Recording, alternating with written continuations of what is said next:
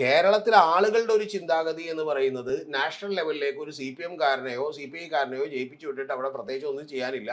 പകരം BJPയെ പ്രതിരോധിക്കാൻ കുറെ കൂടി കഴിയുക എന്ന് പറയുന്നത് അഖിലേന്ത്യാ തലത്തിൽ ഇപ്പോഴും 13 കോടി വോട്ടേഴ്സ് ഉള്ള ഏക പാർട്ടി എന്ന് പറയുന്നത് കോൺഗ്രസ് ആണ്. ആ കോൺഗ്രസിനാണ് കുറച്ചുകൂടി സാധ്യത എന്ന് പറഞ്ഞുകൊണ്ട് കോൺഗ്രസും യഥാർത്ഥത്തിൽ BJP തമ്മിലുള്ള ഫൈറ്റ് നടക്കുമ്പോൾ കുറെ പേര് BJPയിലേക്ക് വോട്ടുകൾ കൂടും, അതുപോലെ തന്നെ കോൺഗ്രസിലേക്കും കൂടും. അതിന്റെ നെറ്റ് അഡ്വാൻറ്റേജ് കിട്ടാൻ പോകുന്നത് എല്ലാ തവണയും കോൺഗ്രസിനാണ്. അതാണ് നമ്മൾ 2019 കണ്ടത്, 2024 കണ്ടത്. ആ കാര്യത്തിൽ സംശയമില്ല. അപ്പം ഞാൻ പറഞ്ഞു വന്നത് ബേസിക്കലി അത്തരത്തിലുള്ള ഒരു കാര്യം ഇവിടെ ക്രിയേറ്റ് ചെയ്യാനായിട്ട് നമ്മുടെ സ്റ്റേറ്റ് അസംബ്ലിയിലേക്ക് വരുമ്പോൾ ഒരിക്കലും BJP കഴിയാറില്ല. BJPയുടെ ഏറ്റവും വലിയൊരു ചലഞ്ച് കൂടിയുണ്ട്.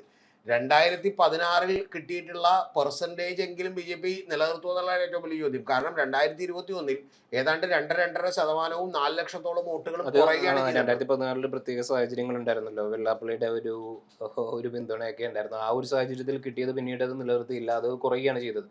ഇത്തവണയും അദ്ദേഹം പറഞ്ഞിരിക്കുന്നത് 3ാം പിണറായി സർക്കാർ വരുമെന്നാണ് അദ്ദേഹം പറഞ്ഞിരിക്കുന്നത്. അപ്പൊ പിന്നെ നമുക്കറിയാലോ. അല്ലല്ല 2016 ഓക്കെ BDJS ഉണ്ടായിരുന്നു, വെള്ളാപ്പള്ളിയുടെ പിന്തുണ ഉണ്ടായിരുന്നു, അതൊക്കെ വേറെ കാര്യം. പക്ഷെ ആ പിന്തുണ കൊണ്ട് മാത്രമല്ല വോട്ടുകൾ കൂടിയിട്ടുള്ളത്.